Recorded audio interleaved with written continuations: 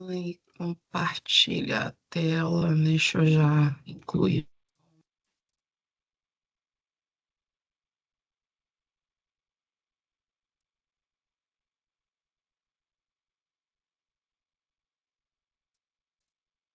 Bom, a gente parou na aula passada falando de reflexão, né? Em reverberação, geometria do som, tá? Eu vou passar aqui para o próximo slide para a gente perceber melhor essa relação da fonte sonora com os receptores. Em relação às reflexões, todo o invólucro da sala, do ambiente que você está trabalhando, em cima do projeto de acústica, ele vai interferir na reflexão do som. Então, você pode causar ali um efeito de reverberação se esse material nas reflexões ele for isolante. Então, você pode ter ali uma dificuldade de inteligibilidade das palavras, o que está sendo cantado também, por conta dessas reflexões exageradas. Então, em geral, como é que a gente prefere trabalhar com alguns formatos que eles facilitam o projeto de acústica? Então, o formato escalonado de plateia, tá? Esse formatinho tipo escada, ele facilita com que a gente tenha ali não só visibilidade, tá? Mas também que a gente controle essas reflexões que vão chegar principalmente no fundo, tá? Que essas reverberações no fundo, elas são propícias ali para que a gente tenha um espalhamento de som para toda a plateia, para toda a escala ali das fileiras da plateia. Agora, principalmente o público que ele vai estar mais próximo da fonte sonora, a gente tem que diminuir essa reflexão, porque você vai ter reflexão piso, parede, teto e a fonte sonora também atuando diretamente ali nesse público. Então, nas primeiras fileiras, o ideal é a gente trabalhar, né, com um material que ele seja amortecedor, que ele seja absorvente. Então, essas áreas que vão fazer uma reflexão mais imediata, né, as paredes, né, essa parte inicial aqui também do teto, o ideal é a gente fazer, colocar material absorvente. Então, como é que a gente diferencia isso também? A gente escalona também o teto, tá? Então, em geral, esse teto também ele vai começar e vai escalonar aqui para o fundo, né? Até porque você cria também, de certa forma, esse efeito funil, que vai aumentar também e concentrar o espalhamento do som para as fileiras e para as galerias no fundo. Então, a gente pode trabalhar inicialmente com esse material que ele vai chegar nessas áreas aqui, né, com absorção, dependendo da situação, né? Mas pensando numa geometria que a gente não vai preceder dessas reflexões. E o cenário também tá, em geral, o material de cenário que ele fica aqui, né? Essa boca de cena, ela também é um material absorvente. Então, a gente acaba perdendo uma reflexão aqui do fundo também. Então, quando essa fonte sonora, inclusive, ela é mais, né, concentrada, ela não é eletrônica, né, então ela não está espalhada pelo ambiente, a gente tem ali esse proscênio, né, que ele é mais trabalhado numa forma, inclusive, mais de anfiteatro, né, para que a gente tenha esse efeito cônico também de projeção da voz, né? Então, quando você tem essa área, né, menor, né, e a boca de cena ali maior, tá? Para poder fazer um espalhamento melhor, uma projeção melhor do som. Bom, em relação às reflexões, para que elas cheguem a se transformar em eco, tá? Em geral, a gente vai ter ali a reflexão do som com 50 milissegundos, o ideal, tá? A reflexão ideal para que elas possam contribuir ali com a compreensão das palavras. Essa reflexão que a gente tem que trabalhar no projeto de acústica. Então, quando a gente vai trabalhar com música, isso para reflexão falada, tá? Quando é música, a gente chega ali um limite entre 80 e 100 metros por segundo. Então, considerando esses 50 metros por segundo da fala, tá? Essa diferença entre a fonte e o receptor direta, tá? Então, raio direto seria fonte e receptor.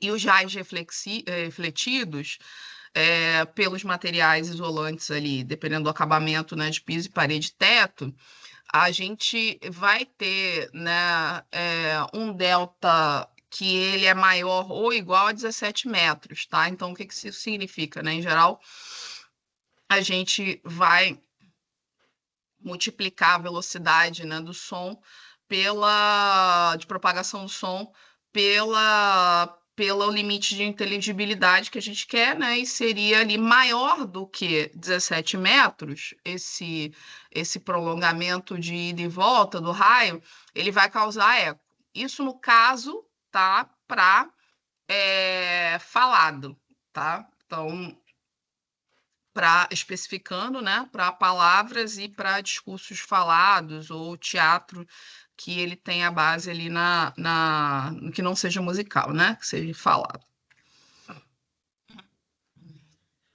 Então, como eu já falei para vocês, né, a gente vai ter aqui a fonte e aqui eu tenho um raio direto. Então, até onde eu tenho esse raio direto, eu vou ter a influência dessa fonte. E, além disso, eu vou ter o raio refletido, que ele pode atingir, né, esse fundo, tá? Então, a gente trabalha uma cobertura, um forro, para que essas reflexões elas sejam causadas, claro, a gente precisa dessa reverberação, mas principalmente mais para as fileiras ali a partir de geral, né, da terceira, quarta, né, para trás. Então, os formatos que eles são mais retilíneos, eles não são muito propícios, né? Eles encurtam a distância. Então, se você precisa encurtar as distâncias, você pode fazer ali, sem complexificar muito, um forro, né, reto, retilíneo. Porém, se a gente quiser direcionar esse forro, essa reflexão do som melhor, né, para algumas fileiras, né, mais exatamente, né, e tratar ali, né, grupos de fileiras, o ideal é a gente fazer esse trabalho mais escalonado, tá? Bom, isso é o formato do fundo, tá, desses auditórios e teatros, tá? Na situação A do croquis, a gente vai ter, né, a parede vertical com o teto horizontal. Então, o som ele vai retornar, né, em geral, por cima da fonte direta, podendo ali, principalmente, causar eco nas primeiras fileiras. Então, dependendo da distância, você vai ter esse atraso para as primeiras fileiras ou para o meio também, tá? Dependendo, né? Para as distâncias menores, né? Para os teatros, auditórios menores, a gente vai causar na primeira fileira. Para maiores, em geral, ali no meio, tá? No caso B, né? Quando a gente inclina levemente a parede, aí essa reflexão, ela vai, dependendo da altura do pé direito também, né? Essa reflexão que vai para o fundo, né? Da fonte para o fundo, ela vai, de certa forma, ser dissipada ali no ambiente. Então, ela não vai chegar efetivamente ali na plateia, tá? E a C nesse caso, com uma inclinação bem drástica na última fileira, a gente vai direcionar essas reflexões para as últimas fileiras. Então, essa reverberação ela vai potencializar o som, né, a escuta, né, de quem está nessas últimas fileiras, mas não vai causar ali um efeito de eco, porque a distância e o tempo percorrido ali é menor. Bom, em relação aos acabamentos, né, no proscênio, esse aqui é o Concert Hall, é uma casa de concertos, né? O que a gente tem aqui, né? Na entrada do proscênio, tá? A gente vai ter algumas reflexões diretas ali de volta, a gente está vendo ali a partir da fonte, de volta para, né, principalmente ali o público, tá? Aqui atrás, a gente vai ter um efeito mais absorvente, tá? Então, essas cortinas, elas servem aqui para ir absorvendo, para criar camadas de absorção. Então, eu tenho material de absorção, câmara de ar. Material de absorção, câmara de ar, tá? Para auxiliar, inclusive, esse amortecimento que vai chegar nas paredes isolantes, né? Para poder isolar ali o ruído que vai externo, tá?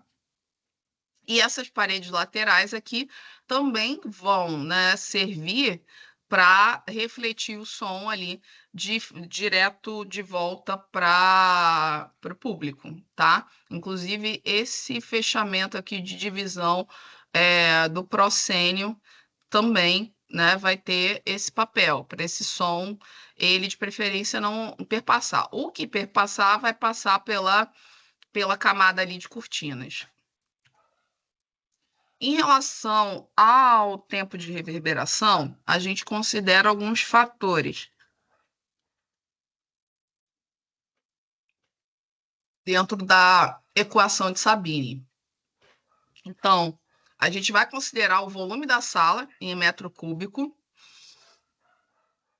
vai considerar o coeficiente de absorção do material que está sendo utilizado, e aí também, né, a gente tem que ter essa especificação mais clara, porque a gente vai ter vários materiais ali que vão estar atuando num determinado espaço, né, que a gente vai especificar, e a área determinada de uma superfície ali em metros quadrados que a gente está fazendo essa variação.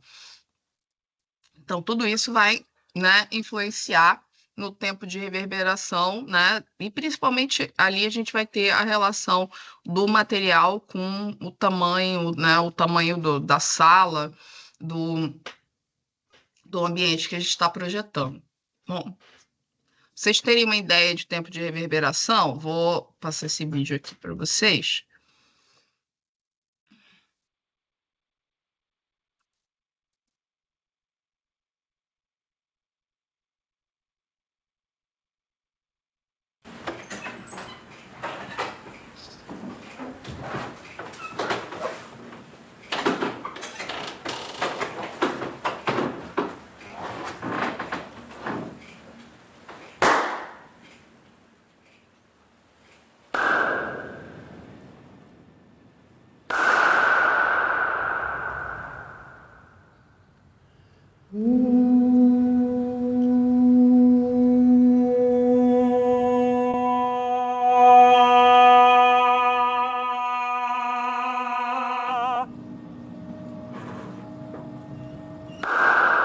Just give me a good delay to make my last words stay. Just give me your best reverb to make my last words longer. I don't wanna leave alone in 9,000 years. No reverb will still exist, so I don't last infinite today to see if death is not just a gossip. Let me introduce you to the lawbreakers. Let me show you the revolutionaries. Hidden with unspeakable, we want to reach grace.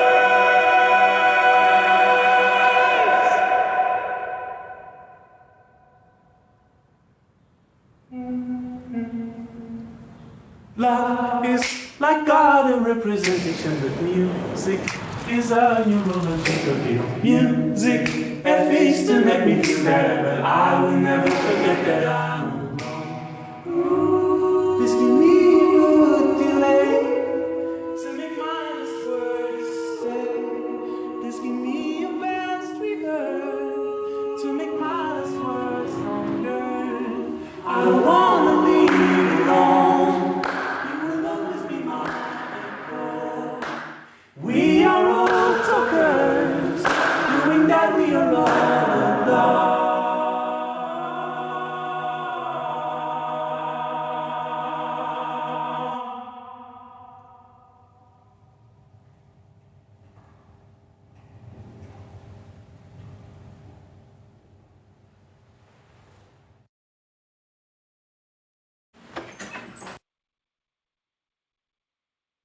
Só para vocês perceberem ali, né? A gente tem várias situações de materiais, né? E situações também de campo aberto e campo reverberante, né? Então, o formato também, né? Até quando ele vai aqui, cadê? Esse espaço aqui, né? Esse espaço não é um espaço prismático, é um espaço cilíndrico, né? Na seção circular, só que a gente tem uma situação aqui que ele está na horizontal. Então, a maneira como o som ele vai se projetar é diferente também de um campo reverberante que ele é prismático, tá? Que é normal, né? Que seria o normal do formato das nossas casas, né? E dos nossos ambientes. E aí, quando a gente tem campos mais abertos, com maior volume de ar, tá?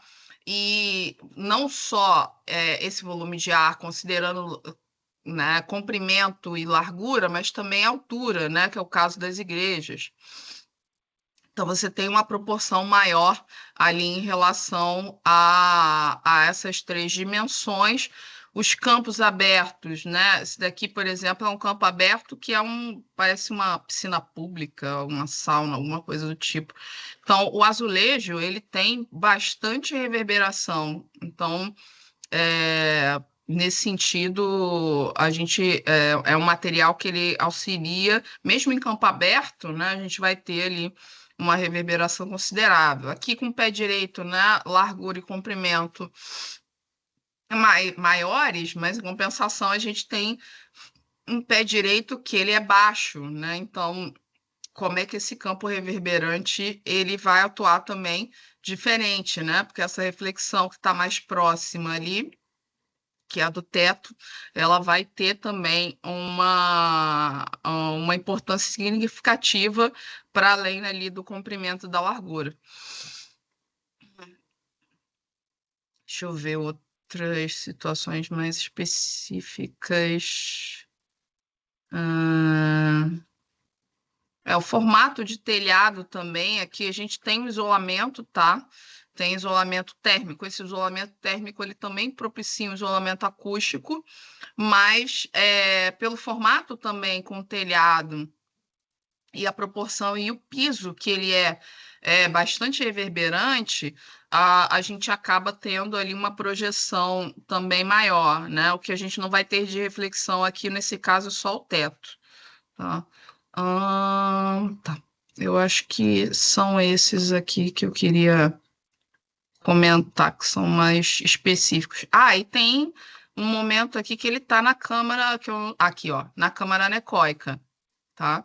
Então, a gente percebe que não tem reflexão alguma. Então, a câmara anecoica, ela faz esse papel de absorção, claro que você por trás tem um material isolante, mas em geral a gente usa para gravação, né? Gravação de faixas ali para álbuns, né? De artistas. Então, essa câmara, ela tira qualquer reverberação, inclusive por conta do som, ele perder energia entre esses espaços. Por que que não é, por exemplo, eu não estou colocando um material diretamente posicionado na parede forrando a parede. Por que que ele tem essas formas aqui assimétricas, tá? Ele vai formar vários vazios entre eles, em que o som ele vai entrando, vai perpassando, e ele vai tentando refletir para um material que seja reflexivo, mas ele vai perdendo energia aqui, né, dentro, e vai sendo absorvido ali pelo material. Então, ele é muito mais esse tipo de conformação da câmara anecoica, ele é muito mais efetivo do que esses estúdios que a parede é o material isolante, aplicado o material isolante com ele retilíneo, né, na parede, né? Tá? Então aqui a gente perde energia, né? Muito mais rápido e você tem menos risco ali de causar reverberação. Você zera, consegue praticamente zerar a reverberação.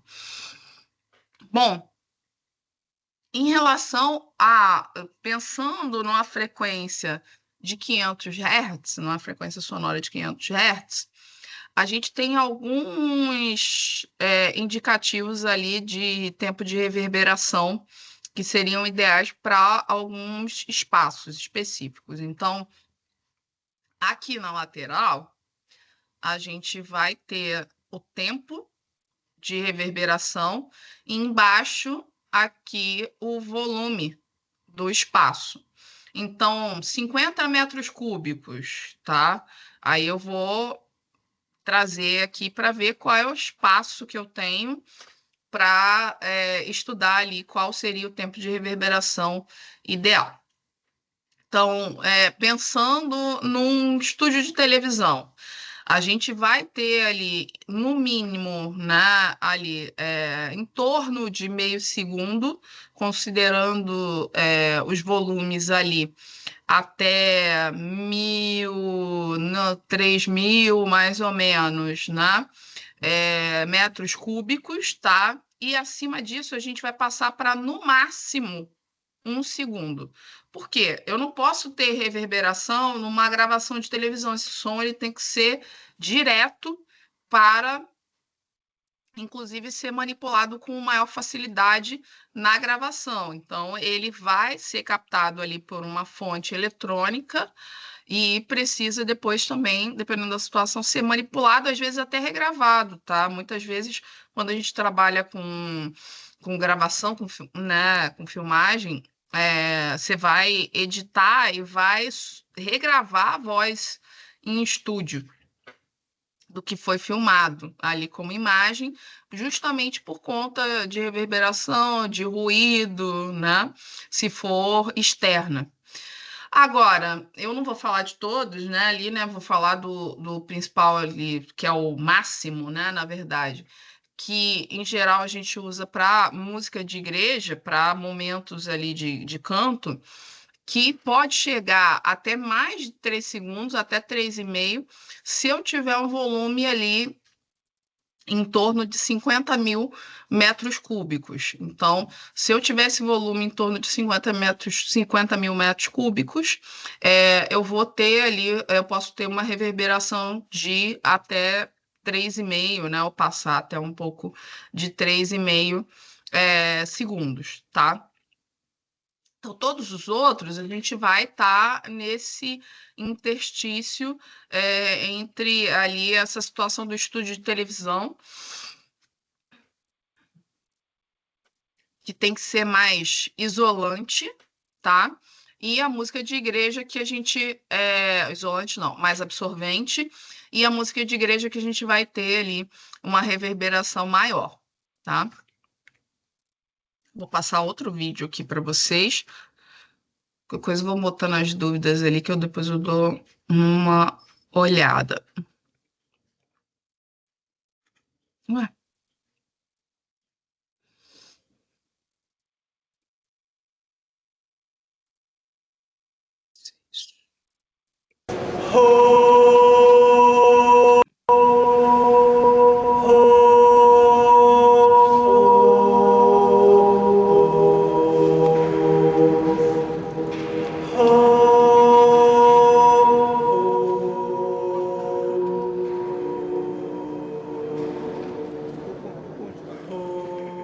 una guardia, cierran las dos puertas y una guardia se pone en el centro, cerca de la pila bautismal, y es una emisión de voz que viene repetida muchas veces porque las notas que suben retumban en la cúpula, bajan y se mezclan con las otras notas que suben.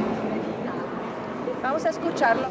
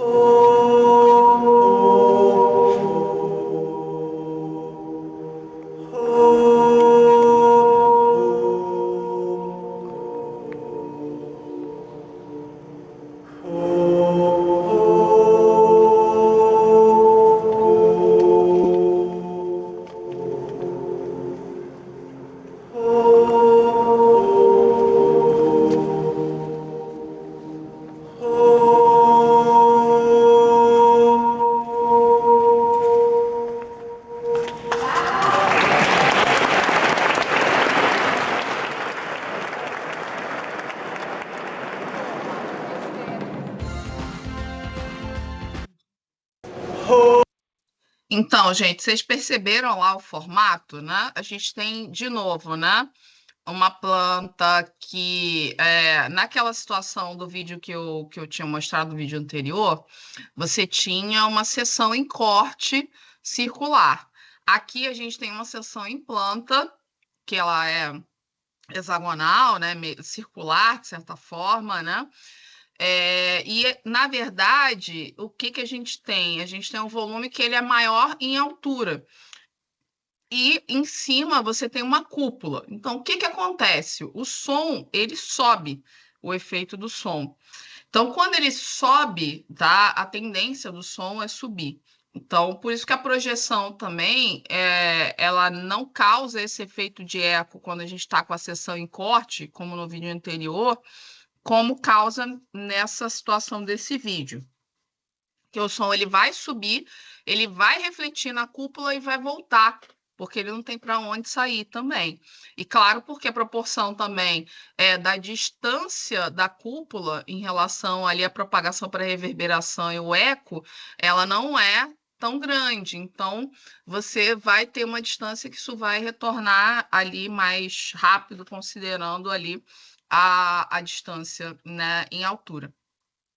Então, a gente tem essa condição do material isolante, material que vai causar reflexão, a tendência do som de subir, o formato da cúpula, que é côncavo, que vai ajudar a refletir também, e essa distância aqui, ela também não é tão grande, é menor, e você vai ter ali uma reflexão que ela vai causar esse tipo de som, tá? Considerando a reverberação, tá? Som direto e som refletido. Para a gente chegar a eco, tá? Em geral, a gente vai ter um trajeto ali na faixa do que a gente já viu, dos 17 metros, né? Entre 17 e 22 metros, dependendo ali do tempo, tá? Que seja, né? Como eu falei lá no slide anterior. 50 milissegundos no caso de fala e 80 a 100 no caso de música. Então, esse tempo, esse espaço, né? Ele é um pouco maior quando a gente trata de música por conta do tempo também, que vai estar nessa faixa de 80 a 100 milissegundos, tá? Bom, os materiais de absorção. Acho que eu já falei aqui várias vezes, mas vou repetir. Os materiais de absorção, eles são materiais leves, são materiais porosos, fibrosos, tá? Que eles vão amortecer as ondas de som até que elas percam velocidade e se dissipem no material. Então, essa onda chega no material, ela vai, né, dentro desses poros, dessa fibra, ela vai perdendo força e vai se dissipando. Essa energia, ela se transforma em calor. A gente tem que tomar um pouco de cuidado também por conta disso, porque quando o som ele se dissipa, ele vai se transformar em calor. No formato da câmara anecoica, que é o formato que eu estava comentando no vídeo antes desse último, que é o que a gente tem aqui na foto, a gente ainda tem um outro fator, né? Além do material absorvente, você usa a forma com uma câmara de ar para que você crie um labirinto por som para que facilite essa absorção ali das ondas sonoras. Em geral, o coeficiente de absorção sonora ele vai variar de 0 a 1, tá? Dependendo de quanto de energia que o material ele vai absorver, tá? A partir da energia incidente. Então, essas ondas, elas vão chegar no material, quanto que esse material ele vai absorver dessa energia. Então, a gente vai ter ali um valor de 0 a 1, em geral, que vocês vão ver lá como coeficiente de absorção para um material. Então, no caso, né, para o uso do material de absorção, a gente vai estar procurando o quê, né? Reduzir a reverberação e melhorar também situações de eco, tá? Então, a gente vai, em situações de eco, em geral, vai usar material absorvente para melhorar, né, a inteligibilidade do som e evitar essas reflexões ali que estão causando isso. Bom, passar um outro videozinho, tá? A acústica tem muito vídeo, tá, gente? Que é para justamente exemplificar aquilo que eu tô falando, para não ficar numa coisa muito abstrata, tá? Deixa eu só ver se não tem pergunta.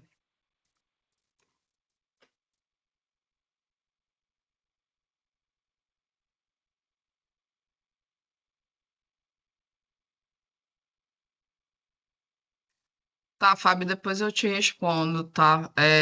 Em relação ao trabalho. Bom, deixa eu voltar aqui.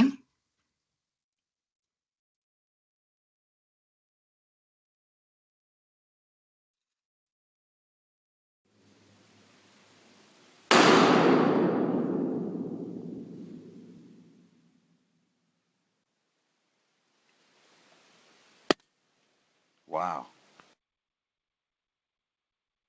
Então, só para vocês verem ali a diferença, né? No campo reverberante, que em geral, até se a gente for fazer essa situação do início do vídeo, a gente vai ter, lá na faculdade, por exemplo, lá no Salão Branco, a gente vai ter essa sensação.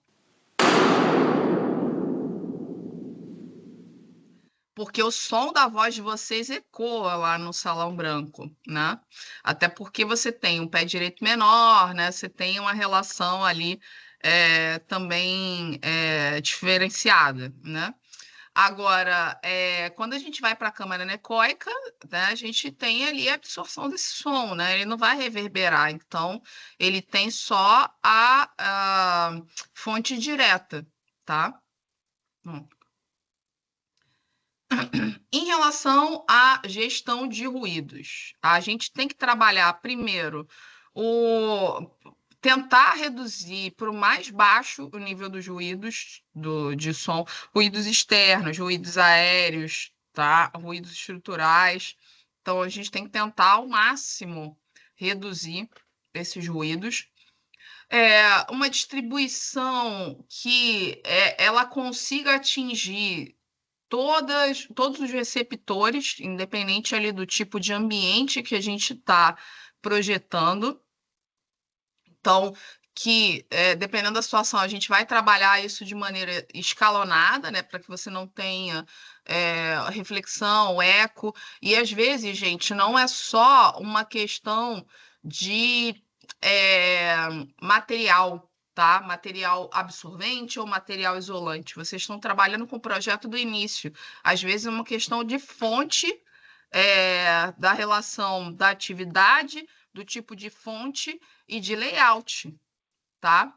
Então, igual eu já comentei aqui para vocês, né? Estou projetando uma escola. Aqui no Brasil, a gente não usa, como as universidades americanas, aquelas salas de aula escalonadas. Então, o que que eu vou fazer? Ao invés de eu colocar numa sala em comprido, né, os alunos assim, e o professor aqui, que eu vou ter uma dificuldade muito grande desse som chegar até com as reflexões aqui no fundo, eu vou pegar, né, e fazer uma distribuição mais adequada. Então, eu vou colocar o professor aqui nessa direção, que ele está no sentido menor da largura da sala, e vou colocar os alunos aqui nessa menor dimensão, porque aí eu vou ter ali um trabalho de fonte que ele vai ter distâncias menores ali a percorrer, tá? Então, esse tipo de sala muito profunda, que é até o formato que a gente chama de caixote para teatro, ele não é funcional, porque eu não vou ficar trabalhando escalonamento aqui, inclusive por conta da flexibilidade que os edifícios eles têm que ter, porque hoje é uma escola, amanhã pode ser uma igreja, amanhã pode ser uma secretaria de uma prefeitura. Então, os espaços eles têm que ter essa multifuncionalidade, não é, uma escola não é uns estanque no tempo. Então, eu preciso ter essa sensibilidade no layout para que eu tenha ali uma efetividade maior no projeto de acústica, tá? Então, não é que eu não vá fazer esse tipo de situação, tá? Primeiro aqui. Só que percebem que eu dificulto nesse tipo de layout aqui a visibilidade dos alunos, o contato dos alunos com o professor, a, a visibilidade dos slides que vão estar sendo apresentados aqui, o som também ele vai percorrer uma distância maior, então tudo atrapalha, tá? E nesse tipo de layout aqui de baixo, a gente vai ter uma outra situação, que ela vai favorecer todas essas questões, tá? Então, essa relação da geometria do ambiente, do formato do layout, também é importante, tá? Bom, um nível de sonoro adequado, né? Permitir ali que todos os ouvintes, né? Por isso que eu estava falando aqui do layout também, né? Eles consigam escutar com nitidez, mas sem fadiga, tá? E um tempo de reverberação satisfatório, tá? Que a gente tenha uma certa igualdade de frequências ali, né, no que é recomendado ali para o uso daquele ambiente, tá? E dependendo da fonte também, se é falada, se é música, tá? Bom, em relação aos materiais, tá? Material isolante, ele vai impedir a passagem de um ruído de um ambiente para o outro, mas ele também, em geral, é um material refletor, porque o material isolante, ele, né, por si, é um material mais denso, mais pesado e mais reflexivo. Então, que materiais são esses? Tá? Tijolo maciço, pedra lisa, gesso, madeira e vidro, né, com espessura maior do que 6 milímetros. Colchão de ar também é um material isolante, né, considerando ali parede dupla, tá? Então, um vazio ali entre elas. Então, quanto maior esse vazio entre elas, né, mais isolante essa parede vai ser. Os materiais refletores, tá? Eles podem ser isolantes também, mas em geral todos os materiais isolantes eles são refletores, tá? E aumentam a reverberação interna do som. Então, isso vai refletir internamente. Então, que materiais são esses? Tá? Azulejo, cerâmica, massa corrida, madeira lisa, papel de parede. Então, por exemplo, papel de parede é um material refletor, mas ele não é um material isolante, tá? Então, o material refletor, ele não necessariamente é um material isolante, mas um material isolante, ele é refletor, tá? Em geral, vão ser materiais que eles são lisos, tá? Difusores, que eles vão difundir ali o som, refletir as ondas sonoras de forma distinta, né? Para não causar ali ressonância. Então, material refletor, em geral, são superfícies ali mais irregulares, né? Textura, por exemplo, é um material difusor, tá? Claro que ele, de certa forma, vai também absorver, porque essa superfície irregular ela acaba sendo muito pequenininha, né? Então, ela acaba refletindo ali o som dentro dela. Mas pedra sem polimento, lambre de madeira, tá? Esses materiais, em geral, são difusores.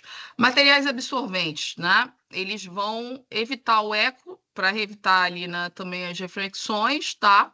E vão ajudar ali, junto com o material isolante, a esse som ele não perpassar para um outro ambiente. Então, materiais porosos de maneira geral, lã, fibra de vidro, lã de rocha, lã de PET, tá? Manta de poliuretano, borracha, cortiça, carpete, cortina, mais material mais pesado, né? Bom, em relação ao uso, tá? A atividade do ambiente. Qual é o nível de ruído que é compatível para um conforto acústico? Então, aqui a gente tem uma lista da NBR 10152, que tem esses limites. Para o hospital, eu vou ter ali, né, nos apartamentos e enfermarias, 35 a 45 decibéis A. Então, sensação sonora, tá, gente? Não é só a medição do decibel, é decibel e frequência, tá? Lembrando aqui o que eu comentei na aula passada. Laboratórios e áreas de uso público, 40 a 50, e serviços, 45 a 55. Tá? Então, por exemplo, vou trazer aqui residências, né? Dormitórios, de 35 a 45 decibéis. Salas de estar, de 40 a 50. Então, o que acontece, tá, gente? Quando a gente vai escolher o material do acabamento das paredes e também as janelas, tá? Eu preciso fazer essa medição externa, esse mapa de ruído, para ver se o ambiente urbano onde eu estou implantando o meu edifício, ele vai interferir com mais do que esse valor que está sendo colocado. Então, se eu fiz as medições, tá? Eu tenho lá um dormitório que ele vai chegar a mais de 45 decibéis A, dependendo do andar do prédio que eu estou projetando, né? Às vezes não é no térreo, no primeiro andar, no segundo. Isso vai atingir o 8º, o 10º pavimento, porque o som tende a subir. Então, eu preciso, por exemplo, colocar uma janela isolante acústica, de vidro duplo ou triplo, tá? Então, as construtoras elas já têm que projetar com essa ciência. Então, claro que não só o vidro duplo ou triplo vai ser essa solução. Então, a gente precisa ver também a composição da parede, que é a da envoltória. A gente precisa, antes disso, tá, já pensar na implantação. Então, se eu tenho um lado que ele vai tender a receber ali um ruído maior por conta de metrô, trem passando, se eu consigo afastar mais esse prédio dessa fonte, se eu consigo manipular essa ocupação para ser uma ocupação mais horizontal do que verticalizada, se eu consigo manipular essa orientação para que esse prédio ele tenha uma parede cega para esse lado também, né? Ai, cadê? Por exemplo, né? Eu posso colocar igual os modernistas ali uma parede cega aqui e outra aqui, e o meu som, o metrô tá aqui, sabe, né? Então, ele vai tender, né, a fazer esse cone subir, mas eu não vou atingir os apartamentos que estão aqui nessa posição. Só que, se eu colocar esse prédio na posição aqui paralela aqui à via, o que vai acontecer, né? Eu vou ter todos os apartamentos sendo atingidos ali por esse som, por essa projeção de ruído ali do metrô. Então, consequentemente, eu vou gastar, tá? E nem necessariamente vou ter uma efetividade, né, muito grande. Com uma parede mais robusta e com janelas ali de vidro duplo ou triplo por conta da implantação, tá? Então, se eu puder, se eu tiver liberdade no projeto de fazer uma implantação que ela tenha, né, uma parede cega ali voltada para esse maior ruído e eu consigo manipular a implantação para ela estar mais perpendicular, né, ao ruído, é melhor, tá? Então, não é só a gente tratar, chegar no final e vou colocar uma janela acústica. Não, você tem que pensar desde o início do projeto e já pensar naquele mapa de calor de ruídos que a gente está produzindo. Então, isso tem que ser feito antes, no início do projeto, como diagnóstico, tá? Bom, em relação a 15575, a gente vai ter ali, né, algumas recomendações para envoltórias e pisos, tá, de configuração. Então, os ruídos máximos que a gente vai permitir ali pela norma 15575 entre pisos, tá? O isolamento que o sistema de pisos ele tem que causar, ele tem ali algumas configurações. Então, entre pisos de unidades habitacionais, tá? Em pavimentos distintos. Então, eu vou ter ali, no mínimo, um desempenho, tá? De 80 decibéis, tá? De isolamento entre os pisos, tá? E entre pisos de uso coletivo, em que estão em cima de unidades habitacionais, no mínimo 55 decibéis, tá? A gente pode fazer esse isolamento, além, claro, do material da laje, tá? Da configuração do sanduíche da laje, com piso flutuante, né? Seria ali uma manta acústica com... essa manta acústica, ela tem que, né, chegar nas paredes ali, fazer o contorno também, né? Ela tem que subir um pouquinho no canto da parede, fazer um L. A manta acústica, o contrapiso, que é uma proteção mecânica, e o piso, que pode ser um piso laminado, um piso vinílico, que eles também, de certa forma, eles amortecem ali o som, tá? Porém, esse tipo de material, ele não pode ser colocado em áreas úmidas, tá? Em relação aos ruídos aéreos entre pisos. Então, a gente vai ter alguns critérios ali de isolamento e o desempenho desses materiais que vão fazer o isolamento. Então, para a primeira situação, tá? Um piso separando unidades habitacionais que, né, uma dos ambientes ali seja quarto. Então, tem que ser no mínimo 45 decibéis, tá?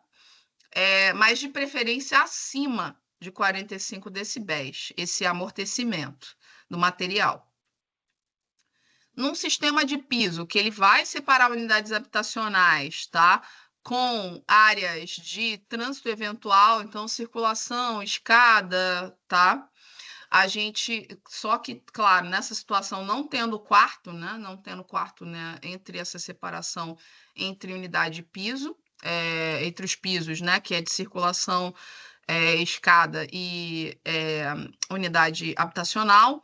No mínimo 40 decibéis, tá? Mas de preferência acima de 40 decibéis esse piso ele tem que fazer isolamento. E no caso, tá? Quando está separando unidade habitacional de área de uso coletivo, né? PUC, área de lazer, né? Então tem que ser acima de 45 decibéis também. Em relação às paredes, tá? No caso, paredes internas. Então, parede interna, tá? Ruído aéreo transmitido por parede interna. Então, no primeiro caso, a gente vai ter ali paredes entre unidades habitacionais, que elas são geminadas, que não tem quarto dividindo ali, a gente pode ter 40 decibéis no mínimo, mas de preferência acima de 40 decibéis de amortecimento. No segundo caso, né, a gente também, né, vai ter ali paredes geminadas, mas o ambiente ele pode ser um quarto, então tem que ser acima de 45 decibéis o amortecimento. Uma parede cega, né, entre dormitórios, tá, de uma área habitacional e área comum de trânsito eventual, circulação, escada, 40 decibéis no mínimo, mas de preferência acima de amortecimento. Parede cega, né, de sala, cozinha e áreas comuns, né, como circulação e escada, 30 decibéis no mínimo, mas de preferência acima de 30. Parede cega entre unidade habitacional e áreas comuns coletivas, né, como PUC, quadra, enfim, né, salão de festas, acima de 45 decibéis de isolamento, e conjunto de paredes e portas de unidades separadas distintas, quando tem um hall, a gente vai ter ali 40 decibéis de isolamento no mínimo, mas de preferência acima de 40 decibéis, que esse material ele vai ter que causar ali de isolamento, tá?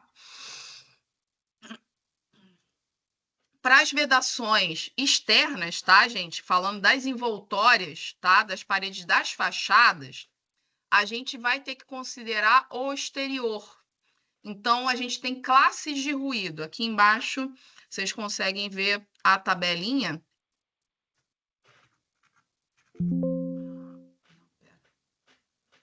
Me enrolei aqui. A gente consegue ver aqui a tabelinha, tá? Da classe de ruído. Então, eu tenho aqui a classe de ruído 1, que é menor do que 60 decibéis no entorno, que chega ali naquele edifício. A classe de ruído 2, que ela está entre 61 e 65 decibéis. E a classe de ruído 3, que ela está entre 66 e 70 decibéis. Então, dependendo dessa classe de ruído, a gente vai ter um direcionamento ali para esse isolamento, esse material de isolamento. Então, classe 1, habitação localizada distante de fontes de ruído, tá? Então, que eu tenho menos ruído. Então, o isolamento dessas paredes que elas têm que provocar, tá? Dessas vedações externas, parede e laje também, tá? E cobertura. Tem que ser no mínimo 20 decibéis, de preferência acima de 20 decibéis de amortecimento. Na classe 2, habitação localizada em áreas de situações de ruído, tá? Que estão acima ali de 61, entre 61 e 65 decibéis, eu vou ter ali um isolamento de 25, acima de 25 decibéis para o amortecimento do material.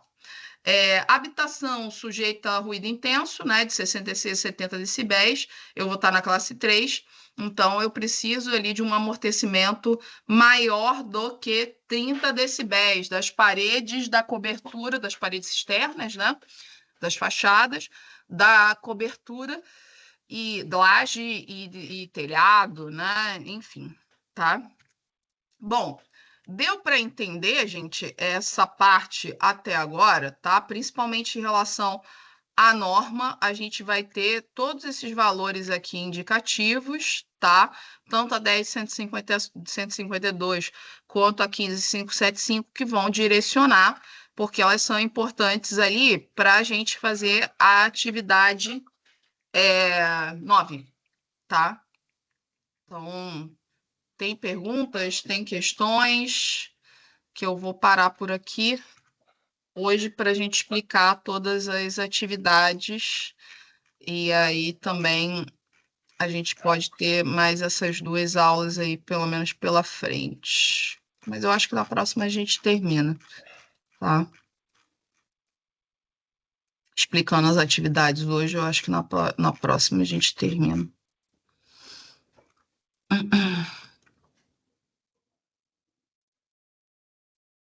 Não tem dúvidas? Então, se não tem dúvidas, eu vou passar para as atividades. Vamos lá. Então, nas últimas aulas, o que que a gente fez, tá? Eu pedi para vocês pegarem o mapa de usos e hierarquia viária, só estou lembrando, tá, gente?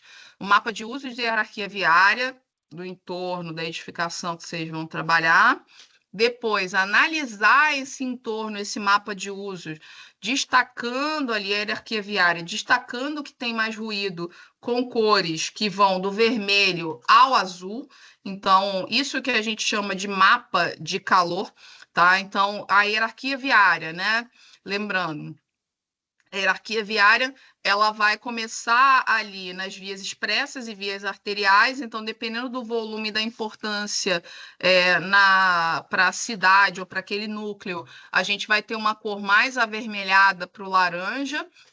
As vias locais, dependendo também entre o amarelo e o verde, por conta mais também desse uso local, se ela faz uma conexão, por exemplo, com uma via arterial importante, com um centro de comércio de bairro, então, claro que ela vai estar mais próxima do amarelo, mas se ela é uma via local quase sem movimento, ela vai estar mais para o verde ou até para o azul, tá?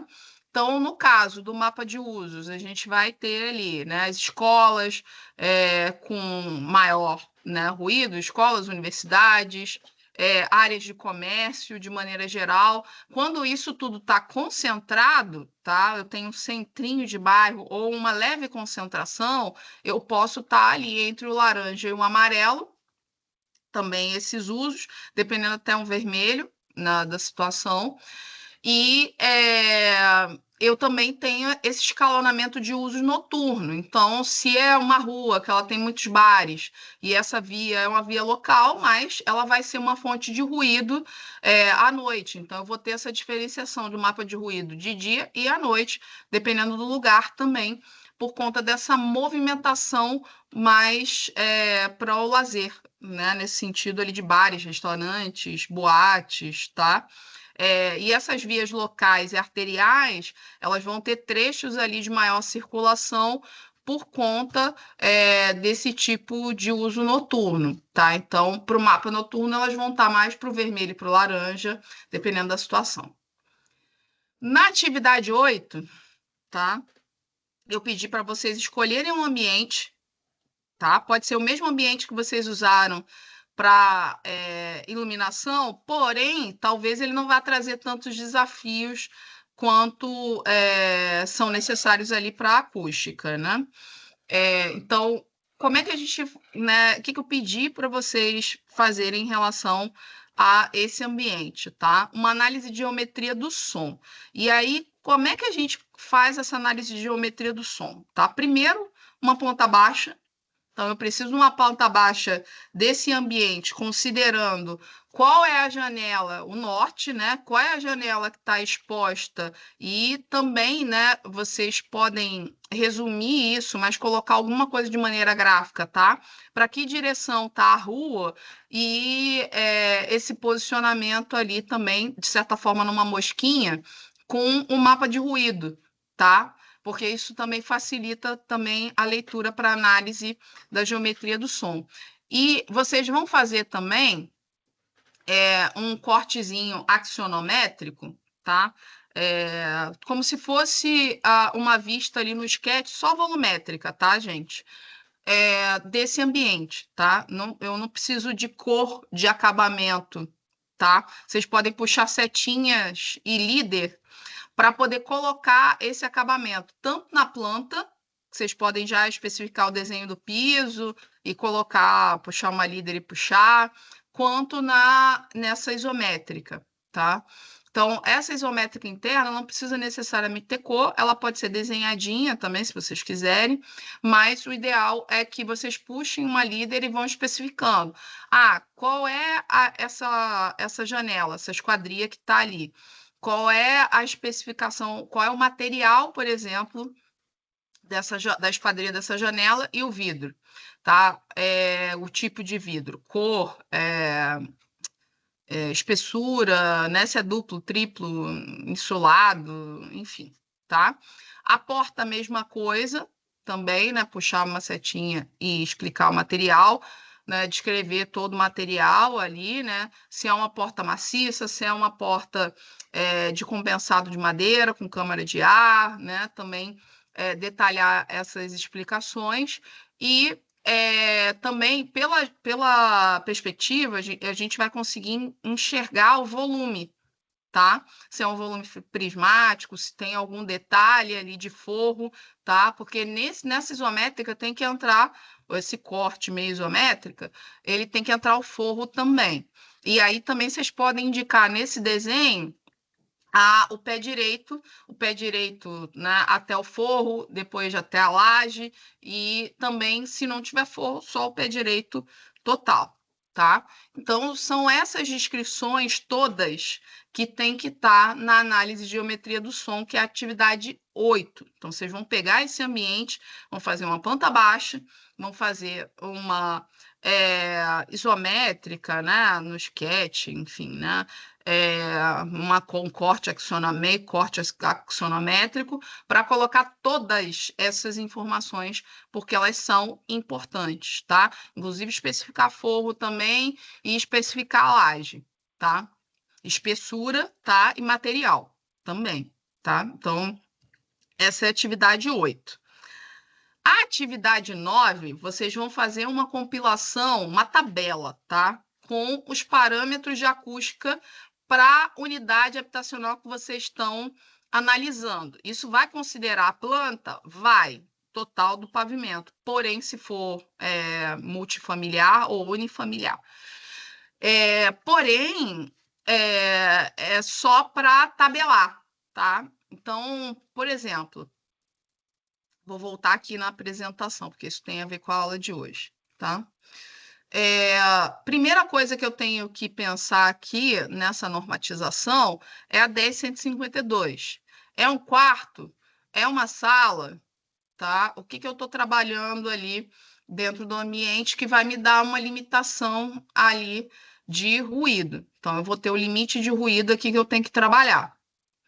Tá? Então, esse é o primeiro dado. Vocês vão colocar lá, NBR 10.152, atividade tal, dormitório, sala de estar, tanto de decibéis A, tá? Porque aqui é, de novo, sensação sonora, tá? Bom, e aí vocês vão começar a tabelar a 15.575, tá? É um quarto que eu estou trabalhando, tá? Ele está com o piso dele, né? Ele está na parte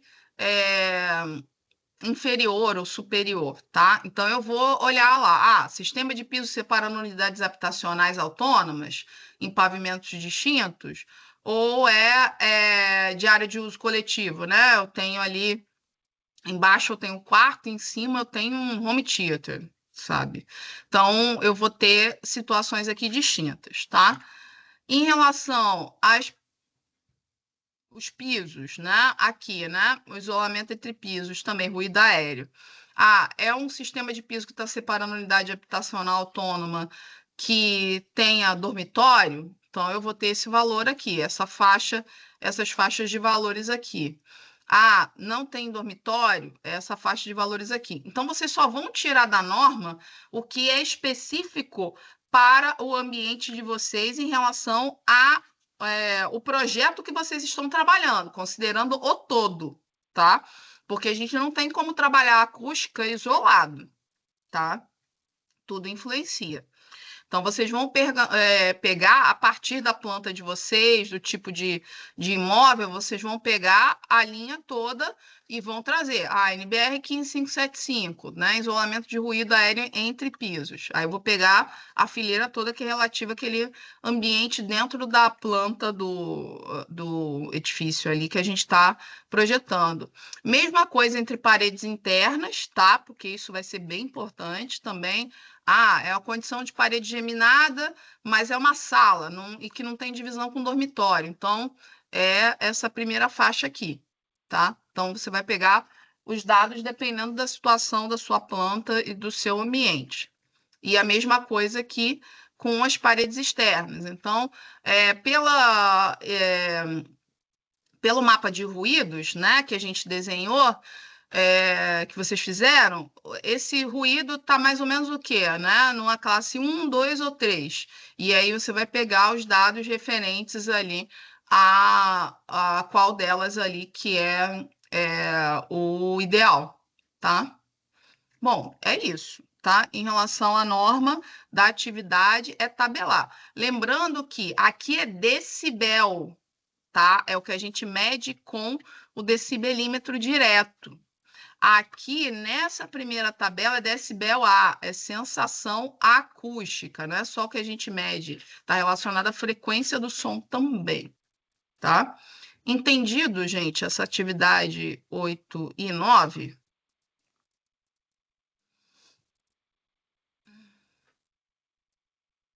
Tá. E aí, com essas atividades prontas, tá, gente? Vocês vão conseguir olhar para a unidade de vocês, o ambiente que vocês estão trabalhando, e falar assim: eu preciso fazer algumas soluções aqui. E aí, a partir disso, vocês vão pensar nas soluções que vocês vão propor para melhorar a acústica daquele ambiente, tá? O que que vocês vão intervir. Então, essa elaboração de projeto no 10, ela vai depender de todas as outras atividades realizadas, tá? Então, não adianta fazer isso aqui primeiro, tá? Então, o que que a gente vai pegar, né? Eu vou passar até aqui, mas semana que vem eu vou reforçar, porque a gente vai falar da parte mesmo de materiais, tá? Então, vocês vão olhar para todos esses parâmetros, tá, de ABNT, para a análise da geometria do espaço, para o entorno, tá, o que esse entorno vai influenciar também, e eu vou elaborar um projeto de acústica para essa unidade habitacional. Só que eu tenho que pensar em técnicas de absorção e isolamento. Então, por exemplo, o som externo e o material que classe 3 é muito ruído, e a janela que eu especifiquei é vidro simples, e ela não dá conta do que eu tenho que eu estou recebendo ali, ela está fora do parâmetro que, por exemplo, uma sala que é NBR, que é a BNT, que vai limitar ali os valores, decibel A, ela está fora está acima dos 50 decibéis A. Então, eu preciso colocar uma janela. Então, você vai pesquisar a janela de vidro duplo, triplo, de quanta espessura, para poder aplicar. Eu preciso melhorar a questão interna do meu ambiente. As paredes internas, elas não estão amortecendo o suficiente em relação à quantidade de decibéis entre os ambientes ali internos da minha casa, da minha unidade que eu estou avaliando. Então, vocês vão procurar materiais que eles sejam ali mais, né, isolantes ou absorventes, ou também, né, para poder melhorar esse isolamento dessa parede, tá? Interna. Então, tá tendo muito vazamento de som pela fresta da porta. Pode ter muito vazamento de som pela fresta da porta.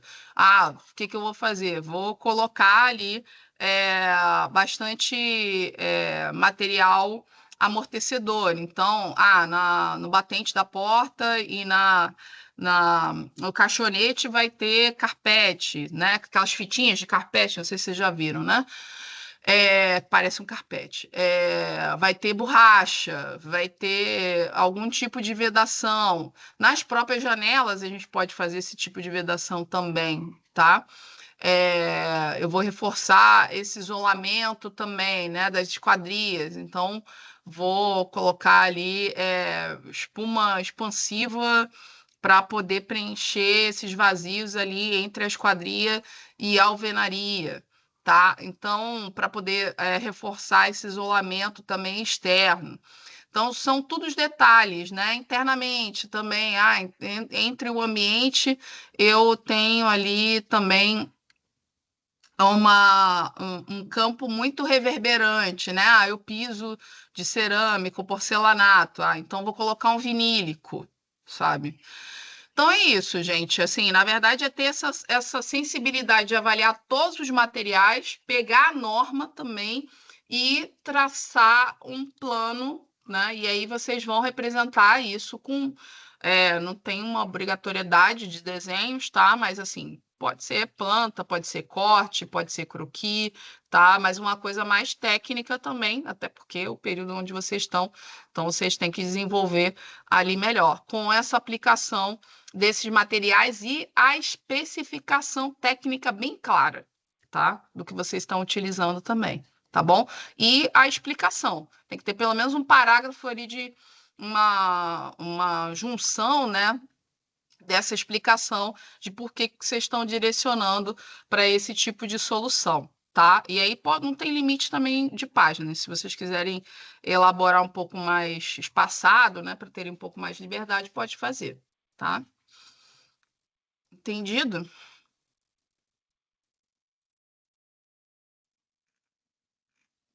Então, Fábio, a atividade de vocês já está rolando, né? A atividade de vocês é o site. Eu posso entrar lá para ver o que, que você está com dificuldade. Deixa eu só ver aqui se o pessoal está com dúvida.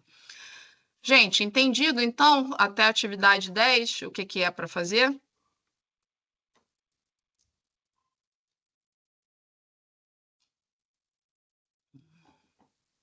Tá bom, gente. Então, vou fazer o seguinte: eu vou aqui parar de compartilhar a apresentação. Uhum, sim.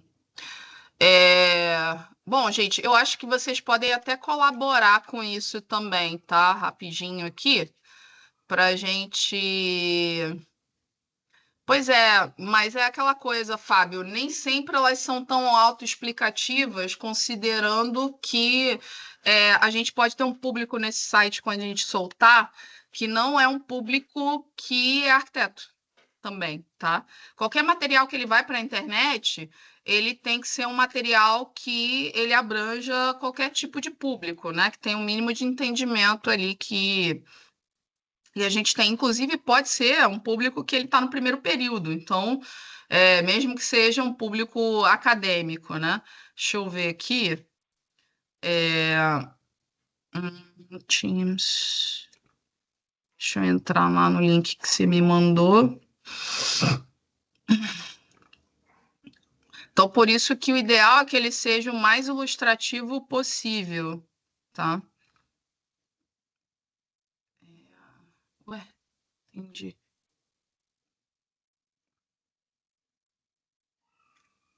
Você fez as mudanças de fórmula, né? Que você me falou.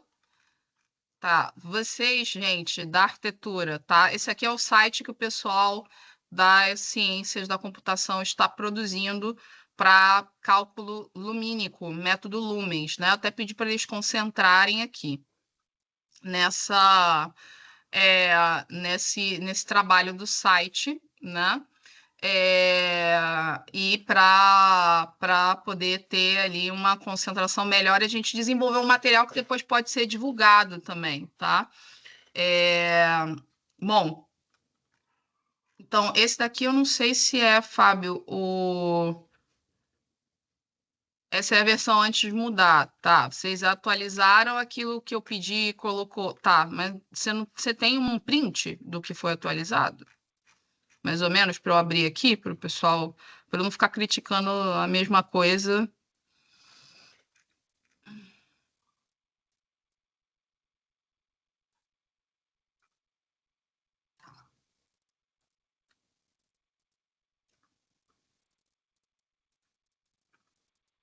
porque deixa eu até falar com o pessoal aqui. Gente, o que que vocês acham? Na verdade, o que que eu pedi para eles? Que tudo tivesse imagem, tá? Quando eu fiz ali algumas anotações, né?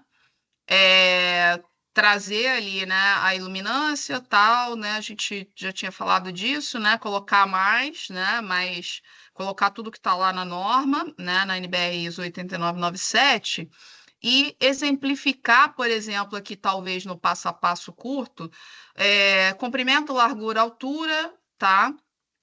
E aí a gente ter aqui, né, esse passo a passo mais ilustrativo. Foi a crítica que eu fiz ali para eles complementarem, né?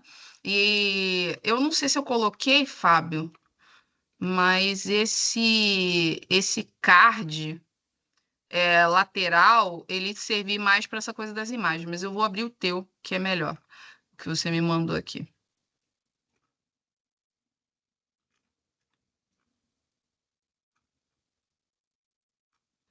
E aí, gente, o que que vocês acham aí? Que a galera da arquitetura que pode colaborar?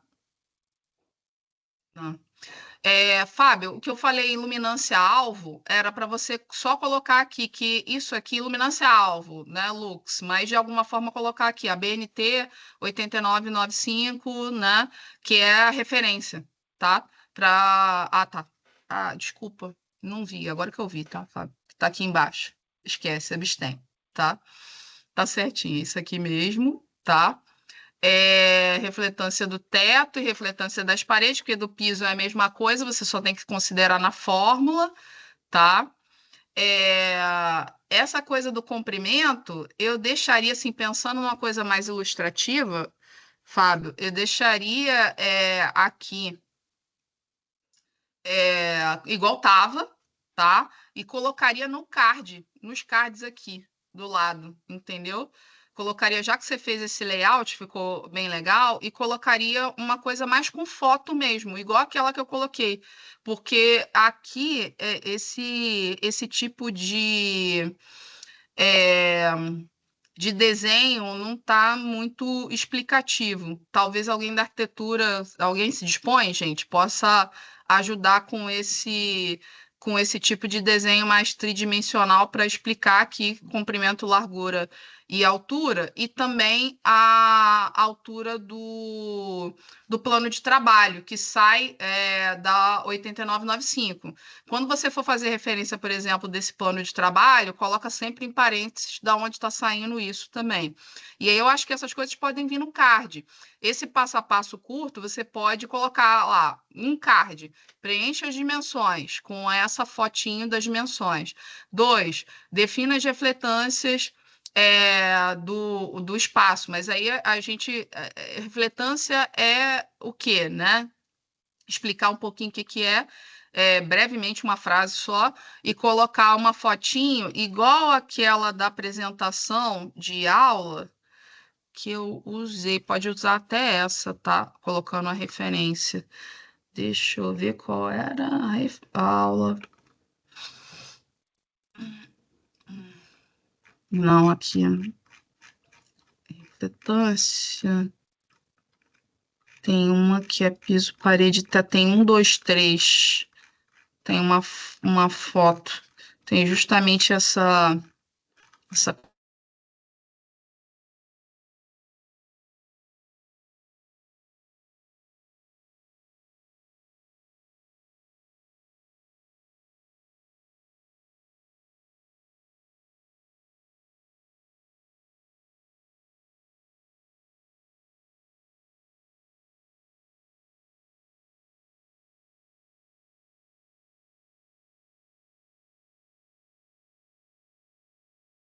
isso aqui também. Enfim, ou pega uma figura da internet e só numera, né? 1 e 2, que seria ali o que você colocou a refletância do teto, do teto e das paredes, né? Ou escreve, né? Teto e parede, né? Aqui. também, né, você pode colocar essa observação que você colocou aqui na outra também, porque nas paredes também aumenta, tá? E aqui você colocou as cores, né? Então, pintura ou materiais, tá? Pintura ou materiais, você pode colocar até uma observação aqui no meio, tá? Vocês podem colocar. Pintura ou materiais claros aumentam o fator pintura clara ou materiais, pintura de cor clara ou materiais de cor clara aumentam o fator de utilização. Refletância do piso é fixo, né? Então, é, tá, eu acho que fica mais explicativo mesmo. Eu talvez, eu acho que mais pensando na questão didática, Fábio, eu colocaria uma linha só, iluminância, deixaria ele sozinho aqui nessa linha, na de baixo. As refletâncias, na de baixo, o fator de manutenção. E aí você colocar as explicações, entendeu? As observações, porque aí eu acho que fica mais separado, para não ficar tudo muito conjunto, tá? E aí dessas refletâncias você pode colocar essa figurinha, né? E aí o próximo card ter essa da luminária, né? O tipo de luminária, e aí os outros, né? Também que você colocou, passo a passo. Mas seria mais ou menos isso, assim, uma coisa mais de foto mesmo, né? Eu acho que só nesses dois. Não sei o que o pessoal da arquitetura acha.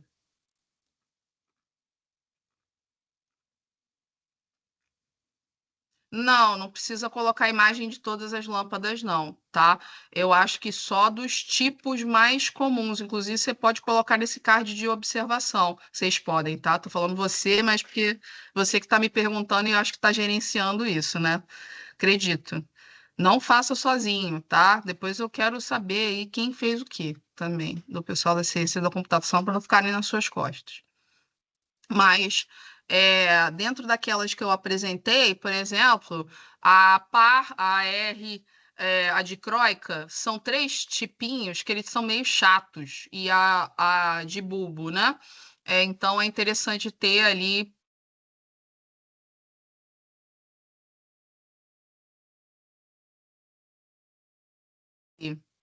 Que aqui no meio pode ser uma coisa mais objetiva, igual você fez, tá? Só separa assim de maneira mais didática para ter o entendimento. E aí, galera da arquitetura, o que vocês acham?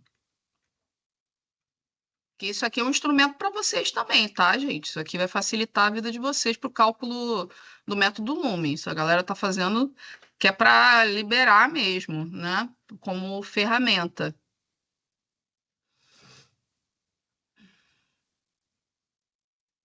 E aí? Vocês têm alguma opinião de.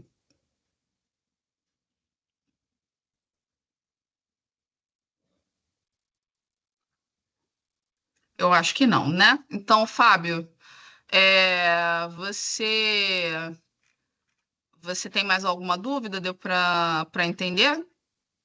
Qualquer coisa, se você precisar de alguma ajuda com as ilustrações, será que tem alguém da arquitetura que se dispõe para ajudar a gente? Eu posso ajudar, professora, não tem problema, não. Eu vou deixar meu número aqui no WhatsApp, no chat, qualquer coisa ele me chama. Eu sou a Paula, Obrigada, tá? Paula. Nada. Obrigada, Paula. O Fábio, a Paula depois vai te ajudar aí com isso, então, tá bom? Tá? Gente, é isso então. Até semana que vem, tá? Bom final de semana para vocês. Deixa eu correr, porque hoje ainda tem a NAC e eu tenho que estar lá também daqui a pouco, tá bom? Beijo para vocês. Até a próxima.